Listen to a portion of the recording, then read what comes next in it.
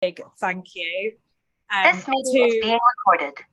To the Small Charities Week team, to Vic, to Wayne, to Nicola. I'm sure everyone on the call will agree they have done an absolutely incredible job, absolutely pulled it out of the bag. And I was just thinking, such a beautiful example of what small charities do best. With very little resource and very little time, will just deliver and step up and deliver something brilliant. And so just huge debt of gratitude to you three. But also, I think what's important is the support that you need to be able to do that. So obviously, NCVO, we went out and we got some funding for this, which is how we were able to kind of bring in Wayne, Vic and Nicola to do this work. And I think we've seen really evidently through this week the importance of the small charity community, the need for resources, the need for voice. And so I really hope today we can just have a really good conversation about how do we achieve that for the future as a sector? What can we do collaboratively as a sector to make sure that the right support is in place? And I think Small Charity Week has come at such a critical point for the small charity sector. So I'm going to shut up now. I'm just here to listen. Can't wait to hear the discussion, and yeah, look forward to hearing from you all. I am handing to you, Wayne. You are brilliant. Thank you. I just want to set a bit of context, and I don't want to talk for long, as there's loads of you and there's only 40 minutes and I'll get emotional as well. But I think what Small Charity Week has shown is that collectively we know what the issues are. You know, funding is getting harder, demand is going up, small vital charities are closing, and we're living these issues. It's not academic. We didn't read it in a report. But what we also know is that when we pull together, we are strong. And Small Charity Week has shown that too. For example, on Monday, we were trending on Twitter within 3 hours. And in 3 days, we mobilized 1,100 orgs to challenge the Prime Minister collectively. And I just want to shout out that if we can do that in 3 hours and 3 days, imagine what we can do in 3 months and 3 years. And it shows that Small Charity Week really isn't enough. So the questions that I'm throwing out to you now is, like, what do we do now? How do we continue to pull together? How do we drive change collectively? How do we make the energy of Small Charity Week an ongoing force? Because that energy and that power that we created this week, we own that. And we're not going to have a clear plan in the next 40 minutes, and that's absolutely fine. We don't even need to know what our North Star is going forward. We just need to know what the next step is. And we need to keep moving together. And that's kind of all I have to say. So I'll pass on to Vic. Thanks, Wayne. Yeah, I think as Wayne has said, and Sarah, we know the landscape that we're in. We live and breathe the challenges of working in this sector every day. And someone made a great point on the Charity Hour Twitter session on Wednesday, which was small charities are often made to feel as if they are some sort of sub part of the charity sector. They're a little section of the charity sector down here in the corner. Actually, the small charity sector is the charity sector. We're 96% of the sector. And so it is us and we are it. And I'm sure that we could use these 40 minutes to have a very lovely group counselling session where we all complain about all the things that are making our lives miserable at the moment. I could talk about that for a very long time, but let's focus this session on action. You know, what can we do next?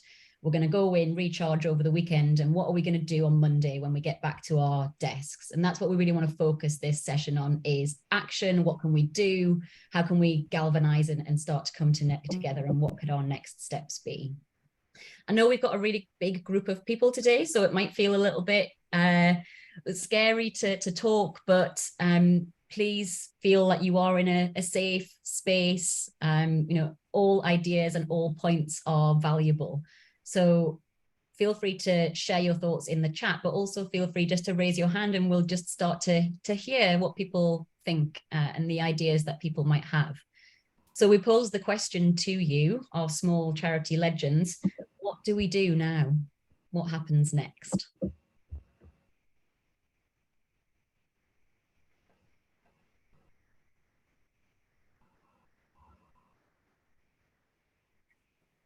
I'll start then.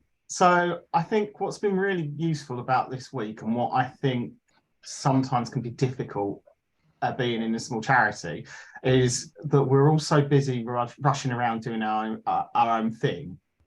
And we've all got many different hats doing many different jobs at the same time. So I think what's been really useful this week has been the opportunity to network and meet together, and to be able to pass on ideas and resources. Like, you know, I've learned about stuff this week that I've not heard of, and hopefully I've been able to pass on some resources that I've heard of. So I think what would be really good to come out of it, one thing would be really good to come out of this week, would be some way of being able to kind of network that, to be able to do this on a more regular basis, to be able to network and join with each other and say, actually, I'm struggling with X, to anyone have any ideas. And I know to some extent there are some like Facebook groups that do that, like fundraising chat's got millions of people on there, and that's really good for fundraisers. But something fundraising is obviously only one part of being a charity. So yeah, just some way of being able to network. Absolutely. I think that connection is so important. There's a great Facebook group as well, if you use Facebook, called Small Charity CEOs, which is a real lifeline, I think, for a lot of people. But I agree that we definitely need more of that connection and more of those opportunities to be with each other. Thanks, Del. Beth. Hello, everyone. Bora from Wales. I totally agree with Del. I'm finding it so nourishing having people to speak to. But I did go to an in-person event yesterday in Birmingham, which was for family arts leaders, organisations that work in family arts. And it was just amazing, actually, the difference being in an actual room with people again. And much as I love Zoom, and it's amazing that we can connect with so many more people, I really would be there for an in-person networking event. And do you know what I would be really there for? And I know not everybody would be, but you know, maybe these are like a variety of options that we could have.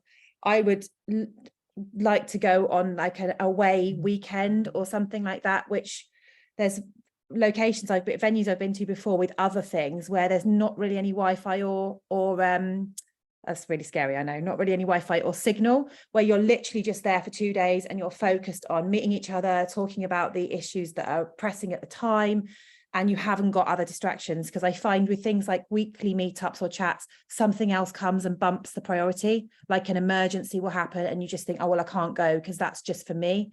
It's not for, it's stupid, isn't it? Because you're like, it's not for the charity, it's just for me. That is for the charity. But you bump it, it always deprioritizes. So if you're away somewhere, you can't deprioritize it. That sounds amazing. What a great idea, Beth. Anyone else got any things that they would love to see happen? Mike's sharing in the chat that a networking group would be great. Used to go to lots of in-person meetings before the pandemic, and there definitely does seem to be something around the post-pandemic era of us being less and less with each other in 3D. There's definitely this theme of networking coming up in connection. Caroline. Hi, I did mention in the Charity Commission webinar that I would very much like to see an online forum for trustees of charity, as we are very lonely out in our usually working from home situations, and very often we are the only person in that job, if you see what I mean. So I would very much like an online forum to be able to just log on and say, I've come up against this issue. Anyone else had it? And just chat, not feel that you've got to come up with an answer, not feel that you've got to come up with a problem, just be able to talk to people in the same situation. And I sat and thought, could I set one up? And then thought, no, this needs to be somebody with already, you know, has the website ability to set something like that up, so that you could actually talk, use each other's expertise and knowledge, and find out those things without having to book in for a weekend, as lovely as that sounds. Just, you know, to access all that knowledge that's sitting in those screens there. Absolutely, we are each other's biggest assets, but we are so disconnected from each other. I'm aware of some networking groups or some groups that have come together based on area of work or geographic region. So just posing that question, I guess, would we like to see networking opportunities and connection opportunities based on where we work in the country, where we work internationally, the theme of our work? Do we feel like that's something that would be helpful? I know some people in the group now are part of some of those sector specific networks and kind of peer support groups. Caroline. Sorry, just to come back on that. I know that it is lovely to meet in person and it's fabulous to networking. But when you're working for two very small charities with very limited budget, and I work 3 jobs because I clerk to the trustee for 2 and the governance officer for another, so that I get enough income my week. I don't necessarily have, living in the back end of Gloucestershire, the ability to go and get 2 meetings without losing a day's work. And I can't necessarily justify the cost of getting there and losing that day's work. Whereas an online forum gives everybody the access, whatever financial situation you're in, whatever job situation you're in, you have an ability to talk to other people. And yes, in person is amazing, but it's not something I could ever commit to on a regular basis, just cost and logistics. Absolutely. Yeah. Sorry if I wasn't clear when I meant geographic. I didn't necessarily mean meeting in person. I just meant a group of people who were connected based on where they were. Thank you, Caroline. Liz. Hi, thanks, Vic. I think it's been a really fantastic Small Charities Week. It's been really uplifting. I think they're great every week. I always think a week's too short. I don't think every week is Small Charities Week. And I hear you when you say there are so many different mini networks and groups and things going on.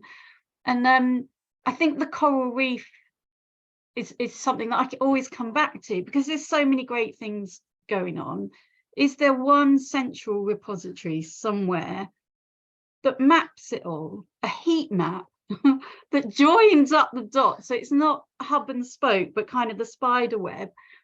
I think would be super helpful. It's a resource and that always takes money and I don't know where that comes from. And NCBO does the great email with all the links on it, which is really great. For me, a 1-page site that was co-created where everyone could add everything that's going on, because these things are bubbling around. And it's the linkages and, you know, what you do with Small Charities Week and Fair Development links up so much of that. If there could be a legacy from this week that extended that and that was live and evolving and bubbling away. I'm not a comms person, okay? I'm not a campaigner, I'm not a change maker necessarily. I just do finance. And I'm quite happy just doing finance. So I don't know if this is a good idea, but I do think having a central place where everyone can go to find out everything that evolves and grows, because at the moment it just feels a bit disparate and unjoined up. I would love to see something like that come out of something like this at some point.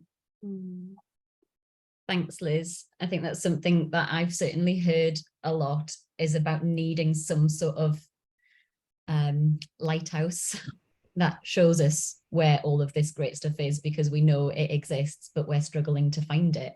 And we're struggling to find it. That's what the week has done, really, isn't it? You know, we are very disparate and we are kind of on our hamster wheel of tactical delivery, and Small Charity Week has sort of galvanized and mobilized us. And it's about how do we take that forward? How do we continue that? Because a week isn't enough, is it? You can't drive change in a week. You know, you can have moments, but real change comes from ongoing connection and ongoing mobilization, doesn't it? Someone else had their hand up, didn't they? Yeah, Claire, was it you? Your hand's gone down now, but did you? I did, because it was kind of mentioned, but I'll jump in anyway. I was on that note of kind of connecting. I mean, my work is in the small international development world, and we do have a really strong network that meets on a weekly basis. And that was something that was just started by ourselves. So I think partly to say there is power in just setting it up and inviting a bunch of people and seeing what happens, and just making that time. It's 8:30 every Friday morning. It's early. It doesn't work for everybody, and it's just there it is. But I have made some incredible friends within that I can say. Somebody mentioned in the chat of like, what do I do about this? That I can text at different points of the day to be like, I need a rant. Have at me.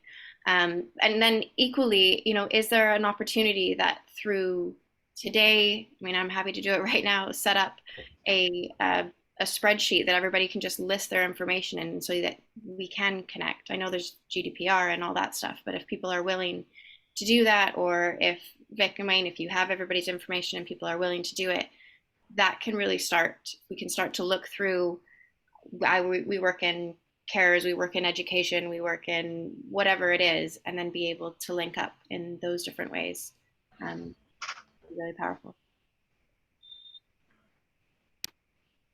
Absolutely. And I think some of the best kind of interventions and support networks that we have are the ones that just grow from the ground up, like you've just described. That's a lovely offer. Thank you, Claire.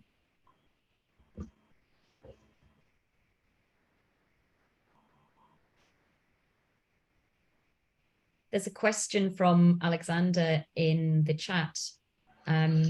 It says, I'd love a stronger external voice for small charities. The demise of the Small Charities Coalition, the FSI, leaves a hole. Who can lobby the government about the specific issues facing small charities?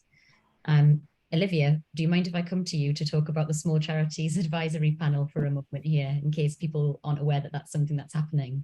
Yes, of course. So hi everyone, I'm Olivia, and so I sit in a number of different spaces. So I'm chief exec of a small charity. I'm also a trustee of a small charity, and I'm also really privileged to sit on the Small Charities Advisory Panel.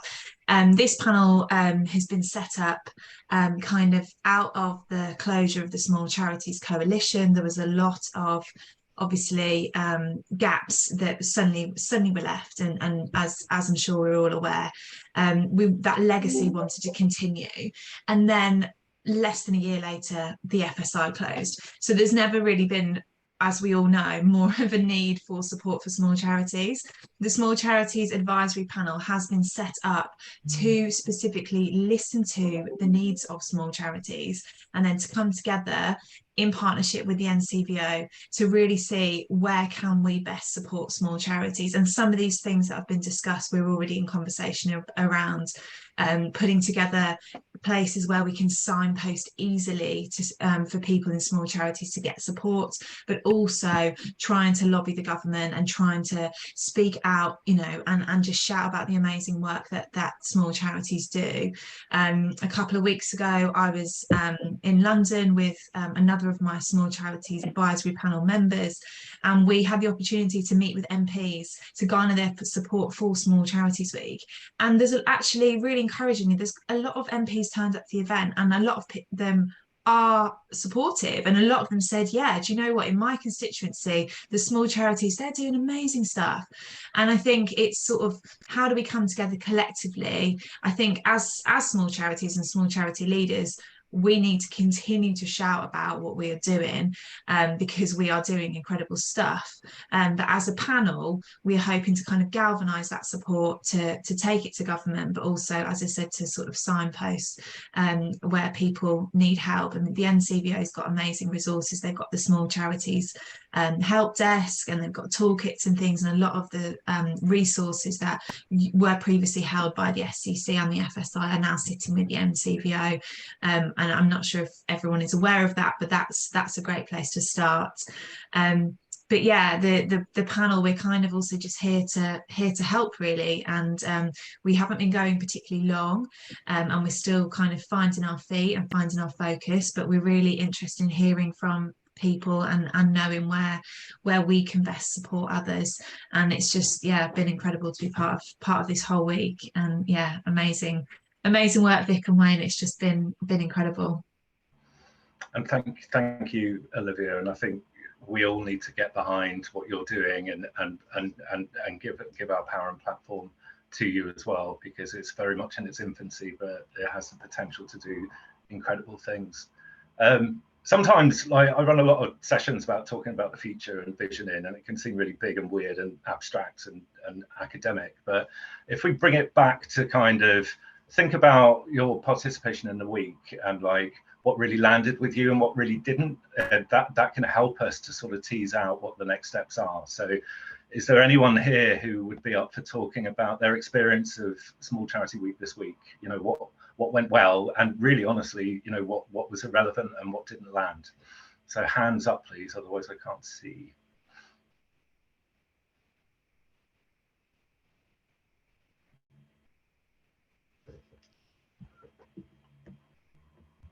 And I'm completely fine with uncomfortable silences, so.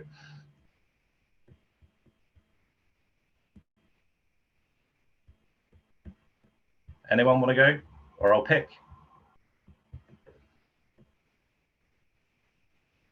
Go on, Beth. I just love, I mean, I didn't get to come to enough of it, basically, because I've had a really bonkers week. So there were loads of things that I wanted to come to and couldn't. I kind of opted not to come to the Wellbeing Day because I just felt like I know that there's loads of things I should be doing to look after my own well-being, and I get a bit stressed, actually, weirdly, now, when I feel like, oh no, I'm not doing any well-being stuff for myself, and weirdly makes it even more stressful. So I kind of didn't go to that because I knew it was going to make me think, oh no, I should be carving out time for that, and I'm not. But I really love the real life experience, like the sessions, like, for example, I went to the Clowns Without Borders session, which was amazing, where it was a real life example of an organization that is working with children on the board. And they talked about the woman from Clowns Without Borders talked about exactly how they'd done that, the process, the feedback they got, the way that the children's board connected with the board. It was so clear. It was like a case study in 45 minutes. I found it really inspiring and energizing. Similarly, the session just before today, this one on financial planning, which was really fantastic session on, they're the only two I've been to, so I'm raving about both of them for different reasons, but that was like a mind shift rather than this is the spreadsheet that you need to download. So it was more of a longer term mind shift, and I found that really useful takeaway things that yeah, that's my response. That's really great, Beth. And you know what's coming across from the chat, as well as people brave enough to put their hands up and speak, is one, that element of connection and ongoing connection is really important, but also that sort of practical mind shifty type stuff rather than checklists and tick boxes. And that resonates with some of the feedback that we've had. Anyone else want to very quickly talk about what went well and what didn't? Because it all helps with the evaluation and the planning going forward to make it better.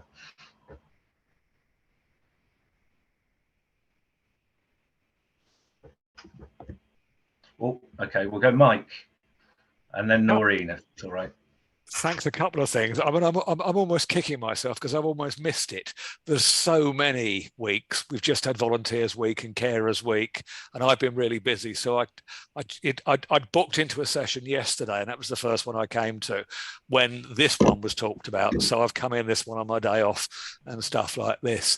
I don't know how we make it more visible. I suppose that's my only thing. It's not a criticism at all, but there's just so many things that we all get involved with, and I almost missed this one. Whoops.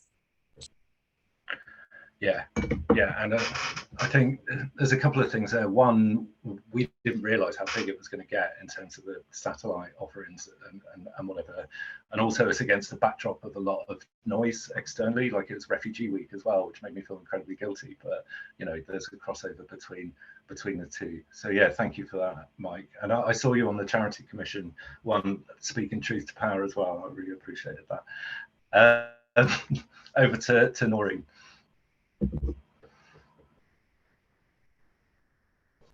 I think you're on mute, Noreen.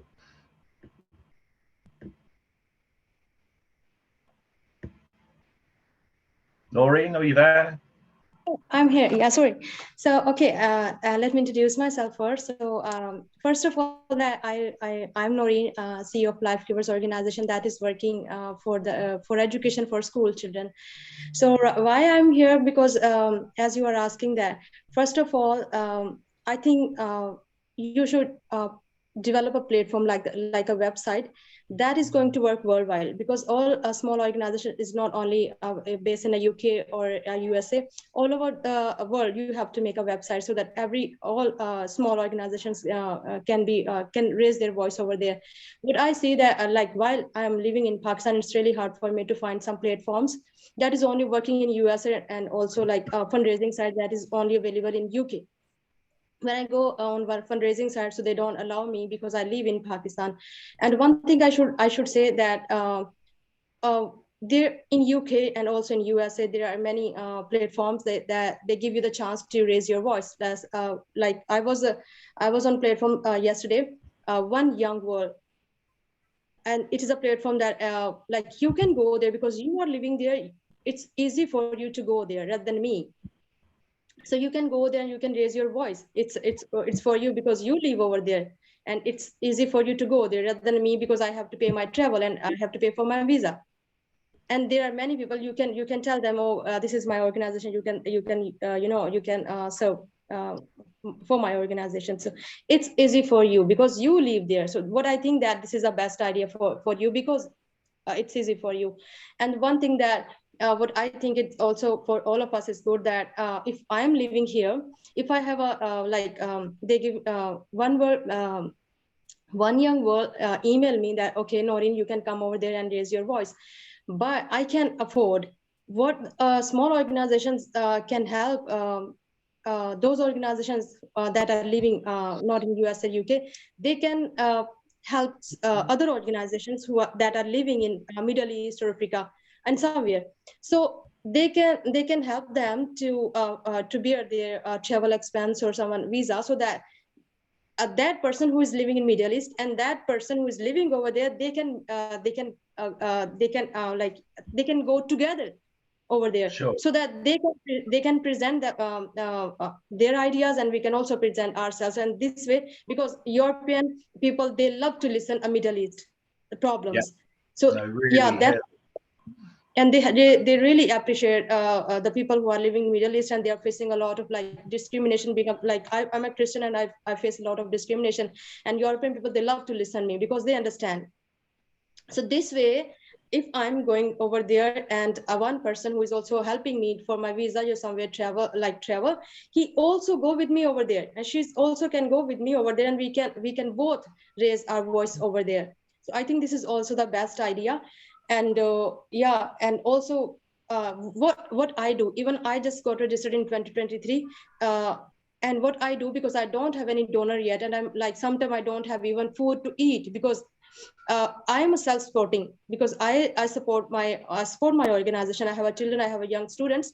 What I do, that I always try to find the abilities what I have, and like me, I have like digital marketing. I do I teach the grammar, I teach computer course. So what I do, I teach to the students and I earn from them. Even a single, but I earn from. I'm just going to have to interrupt there just to move the conversation on and really hear your story and really hear what you're saying, and making it much more of a global initiative is really, really important. So I'm really sorry to cut you short, but I'm just keen to get some of the voices in. Is that okay? Brilliant. I'll pass on to, I think it was Jess and then Amy, if that's all right. Thanks, my only observation, it was really picking up on what Michaela said in the chat. I delivered the comm session yesterday, and I think one of the real challenges is that we have so many different kind of ways of working within the sector.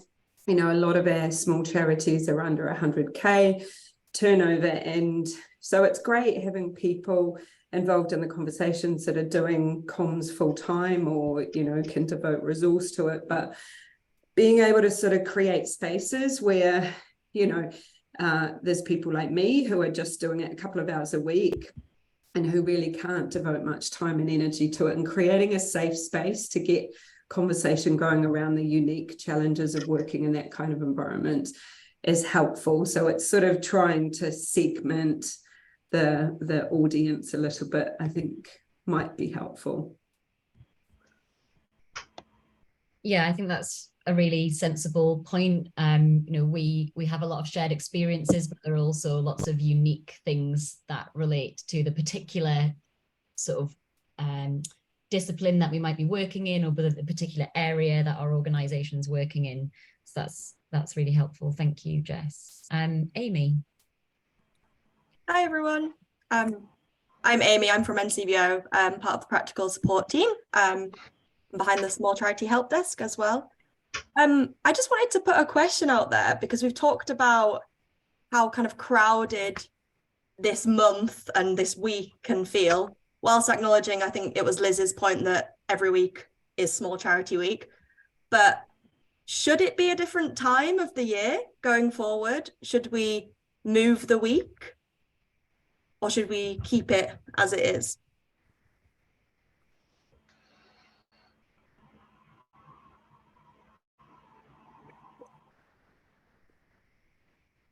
Caroline? I think you'll find that it doesn't matter what week you put it on, we're all going to be busy for certain parts of it. And you won't ever find one week that will please everybody. So you probably need to please yourselves and make sure you're available. See what I mean? Thanks, Caroline. Yeah, I think my instinct is that thinking about the week itself is sort of the smallest part of this puzzle. It almost feels, you know, it feels terrible to say, oh, it's insignificant because we've just had this brilliant week of support. But my feeling is that what happens around it is more important than the week itself. And we've kind of used this week as a springboard, and I think it probably has been used as a springboard in previous years to then inform what happens in all of the other 51 weeks of the year. So yeah, those are my 2 pence. That's my 2 pence worth. But it is a busy time of year, isn't it? It's sort of coming up towards summer holidays, and like Caroline says, we seem to be extremely busy as a society now, and yeah, maybe making sure that some of this trickles into the rest of the year should be one of our priorities, one of our takeaways from this week. So we don't have very long left. We've got 10 minutes or so. We've talked about connection. We've talked about the need to be connected to each other. And we've talked about the fact that, you know, Caroline said, well, I thought about doing it myself, and then I thought, no, I can't do that. And really, we are too busy to do it ourselves. And so wouldn't it be lovely if we had some infrastructure support in allowing us to do that? I'm interested to know what people feel about the role of their local CVS, their local sector support. It's something that comes up in these conversations. And certainly if we're talking about having the opportunity to come together based on our geographic location, and maybe there are some thoughts in the room about what we could do to work more closely, connecting that kind of national infrastructure with more regional local infrastructure like our local CVSs. Has anybody got any thoughts on that?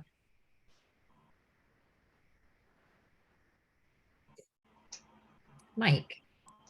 I'm going to comment as someone that works for a local CVS that the difficulty is the lack of complete coverage. We're a I work for a medium-sized CVS in Berkshire, and we're almost not a small charity anymore, but next to us is a CVS that's even smaller, and then there's a gap, and then there's a gap. So we intend, you know, we tend to sort of try and cover geographical areas where there isn't anybody, but I'm just aware of gaps across the country. NAVCA does its best. You know, in the old days when I worked for other infrastructure organizations, there was much better funding, much better coverage, but we've just lost that as well. So CVSs are absolutely wonderful. Of course, I'm going to say that, but there isn't the coverage, there isn't the support, there isn't the services from every CVS for every small, medium-sized local charity and community group. Yeah, and Liz has just shared in the chat, they no longer have one in their location. So yeah, that's a good point, that actually not every location has one. Leah's just shared in the chat, no thoughts but a question. How much was Small Charity Week publicised by a CVS's this year? I know there was a bit of a Twitter push, but for small charities not active on Twitter, did you reach them? Yeah, so we did work with NAVCA, and then through them, their network of local infrastructure organisations, not just in England, but in Scotland, Wales and Northern Ireland as well. So we did do that. We did in 6 weeks or 7 weeks what would normally take 6 months. So there was definitely would have been room for more promotion of it. And I think sort of excitingly, there's already talks of this being something that continues next year, you know, bigger and better Small Charity Week. So it's certainly something that will be, you know, whoever is part of that organising group, one of the things that we obviously need to say is we need to be reaching to partners who have those connections with kind of local grassroots organisations as much as possible. We had an amazing amount of support. You know, everybody was poised there, ready to say, yeah, like, what is it that you need? We're happy to help. But I really hear that point as well. And I think, I can't remember who mentioned it earlier, about kind of, oh, it was Mike saying, you know, I only found out about this quite recently. There are tons of small charity leaders sat at their kitchen tables running their charities who know absolutely nothing about NCVO, Small Charity Week, that all of the infrastructure support that exists to support them, their local CVS. And so I have this concern that we're losing out on an entire portion, a big chunk of the sector who just aren't plugged into all of this yet.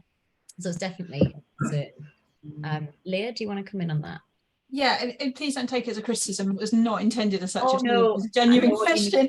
But I think, no. yeah, and I think that's really interesting. And I think, you know, I know it was very rushed this week, and I think what you achieved was absolutely amazing. So massive thanks and well done for what you did.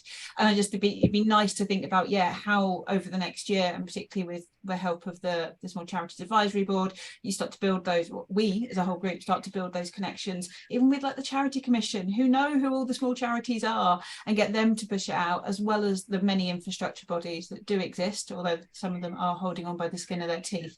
And I think as a sector, we can find that network, and we can push out the message so that more people hear it. So I think this is a brilliant springboard and something to launch from. So thank you and well done. Oh, thank you. And I think, you know, Vic and I instantly had to manage our expectations when we threw our hat into the ring for this, because our initial chats were like, we're going to burn it all down, we're going to overthrow the sector, it's going to be incredible. But then we looked at how many days were commissioned for the project and when it actually was, and we saw it very much as a sort of 2-year plan. You know, year one is to just optimize the heck out of it, do it as best we can on the channels that are available to us, but then lay the seeds for something that's quite transformative and inclusive and much more equitable going forward. So yeah, apologies if we just kind of preached to the converted a bit this year, but hopefully some of it landed. Oh, and I just saw Della's from Southend. I'm from Southend. There you are. Sorry, Vic, over to you.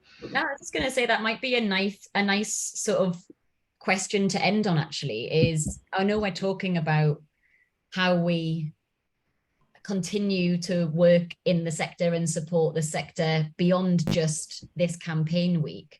But for a minute, let's think about what next year could look like. What would we want to see more of? What would we want to see as some outcomes from the campaign next year?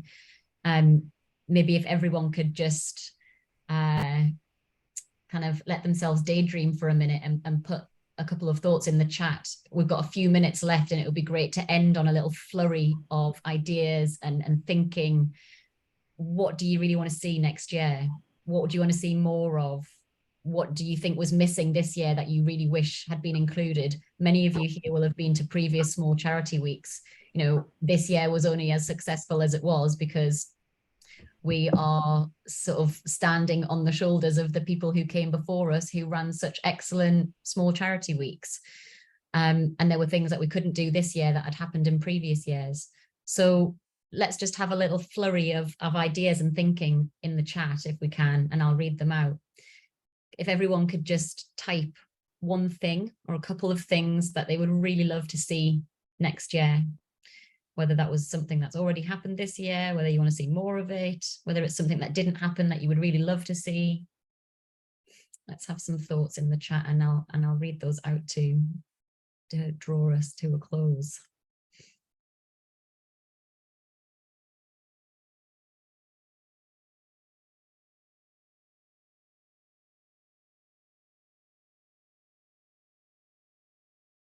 Marlene's saying, I wish we had a whole month, but the impact was unmatched. That's kind, Mal, thank you. Liz is suggesting a speaker's corner, sort of an open mic, 5-minute bold ideas for small charities. Oh my gosh, I love that. What a great idea. I love the idea of an open mic. Beth, thinking big, a TEDx session specific to small charities. Oh yeah, very cool. Leela, another SIDCN fest. Absolutely. If you're working in global solidarity work and international development work, then do check out SIDCN, who held their own mini festival as part of Small Charity Week this week. Beth saying, not sure if we had it this year, but I love a panel discussion, Q&As, but with a nice long bit of whole group discussion. Yeah, definitely more time for questions and discussion, and that's where a lot of the great thinking comes from. Laura would love to focus in for some of the week on volunteering. Absolutely. Sector would come crumbling down if it wasn't for all of our fantastic volunteers. Leah suggesting some opportunities for face-to-face. Totally. I think we kind of, at the very beginning of this planning sort of process, we said, can we pull off any person, in-person stuff as a part of this week? And it felt impossible for this year, but it'd be really nice to see some 3D people, wouldn't it, next year or before? Dell loved the breakout rooms of the session that Ed Strager ran. Yeah, we're broken into small groups, definitely. I'm just trying to make sure I can get all these great points. Wayne, do let me know if I'm missing any. Sorry, I just got kicked out, so I've just come back. I saw that, yeah, I promise it wasn't me. Yeah, got Olivia saying great engagement with the government, but it'd be great to do more and build on this. Mike making a really great point that there's a big difference between a 1K turnover small charity and a 500K small charity, but how do we differentiate and serve both? That's definitely been a big theme for this year's week. Absolutely. Is what is small, case studies on best practice, the webpage being that lighthouse to networking events, face-to-face. Yeah. Banking, yeah, Liz, the non-sexy but very important topic of getting a flipping bank account. Please just give us a bank account. Resources as well. Thank you so much for sharing all of these ideas. I feel like the wheels are in motion already, or for thinking about what next year could look like, and what we can be doing in between now and next year. We've had a very short space of time today to talk about all these ideas, but this is not the end of the conversation. We're not going to kind of hang up at the end of Small Charity Week and we all get back to business as usual. Let's hold on to the momentum and stay connected. And I think on behalf of all of us, just to say a really big thank you to you. Like, you're amazing, and like the success of this week is down to your courage and your tenacity and your humanity. And Vic, Nicola and I were just in the room when the magic happened, so thank you. Yeah, massive thank you from us for participating, and again, massive thank you to the small charity legends who have paved the way for this week to have been such a success. So thanks all so much for coming. That takes us to the end of our final session for Small Charity Week 2023. There's going to be a Small Charity Week shaped hole in our hearts for the next few weeks as we come down from the excitement and adrenaline of having worked on this.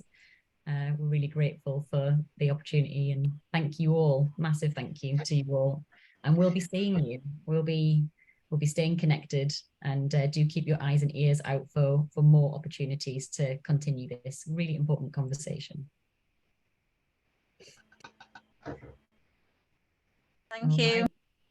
See you later. Enjoy the rest of your day, everyone. Thanks so much. Have a great weekend. Thank you.